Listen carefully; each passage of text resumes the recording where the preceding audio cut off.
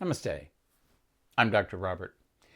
And today, my subject on 5-ish Minutes with Dr. Robert is intuition. The Sanskrit word that is most used for intuition is Ishtabala, meaning literally the strength of your beloved deity, whoever that might be. That would often make you think that your intuition is coming from above somewhere, and sometimes it may come from above. But it might just as easily come from below, from the earth, particularly because often the best way to access your intuition is to become very comfortable with putting your awareness down at your manipura, at your gut. Because what intuition is, and particularly nowadays needs to be focused on as, is a gut feeling. Your intuition is something that is a still, small voice.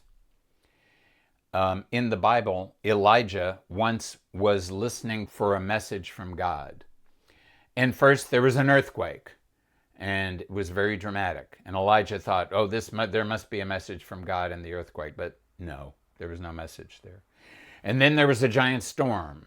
And Elijah thought, this for sure is a message from God. But he listened carefully, and no, the giant storm, the strong wind, there was no message there. And then a big fire came through, and he thought, for sure, nope, sorry. Only when everything became very quiet did he hear a very still, small voice. And that was what he was listening for. And that's what gave him the message he needed to hear. So when we're listening for intuition, we need to be able to hear a whisper. So you need to be shut down, or at least put under a pillow all your social media devices, and at least temporarily take all of the chatter that is in your head and put it somewhere else.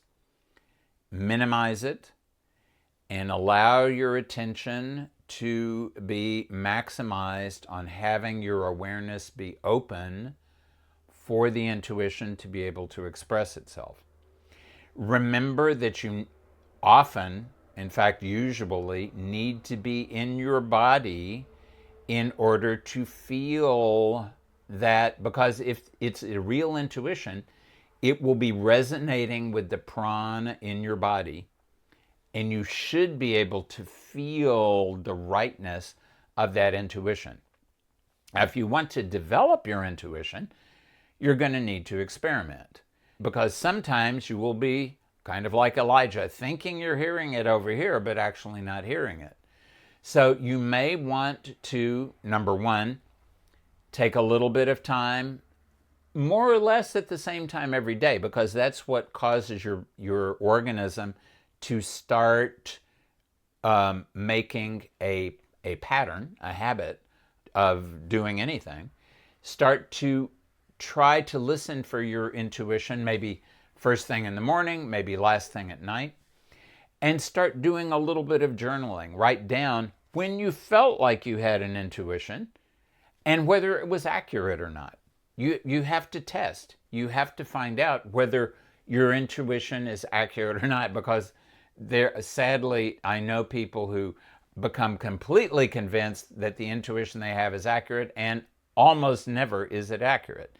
You don't want to be that person. You want to be able to determine when it is accurate, and that's how you're going to refine your knowledge of what that voice is, when it comes, how it comes to you, and then you'll really be able to know when you can rely on a particular sensation, particular message, and when you cannot.